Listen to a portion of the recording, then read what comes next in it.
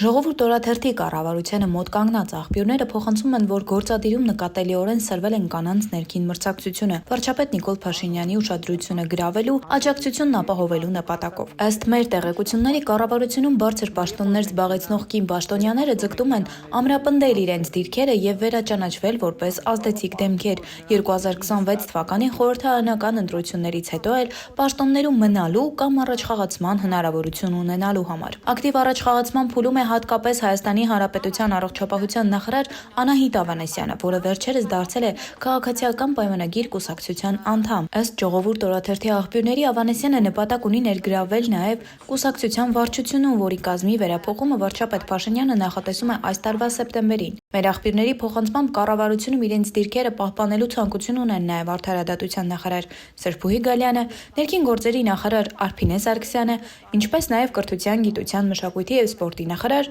Ժաննա Անդրասյանը։ Այս շրջանակում տիրում է ոչ հրապարակային, սակայն ակտիվ մրցակցություն, որը չի բացառվում, որ ժամանակի ընթացքում դուրս գա հանրային դաշտ։ Իշխանությանը մոտ կանգնած մյուս ազդեցիկ կանայք գլխավոր դատախազ Աննա Վարդապետյանը եւ մարդու իրավունքների պաշտպան Անահիտ Մանասյանը ձգտում են անընդհատ ապացուցել իրենց լիակատար հավատարմությունը վարչապետ Փաշինյանի թիմին։ Աշխատանքում ցուցաբերած նախաձեռնողականությունն ու քաղաքական հռետորաբանության ուշադիր վերահսկումը վկայում են այդ նպատակի մասին։ Թեև վարչապետ Փաշինյանը դեռ վերջնական որոշումներ չի կայացրել ապագա վերադասավորումների վերաբերյալ, սակայն ակնհայտ է. իշխանական կանայք ներսում ակտիվ դիրքային պայքարի մեջ են, իսկ որոշումների կայացման պահին այս պայքարը կարող է ունենալ վճռորոշ ազդեցություն։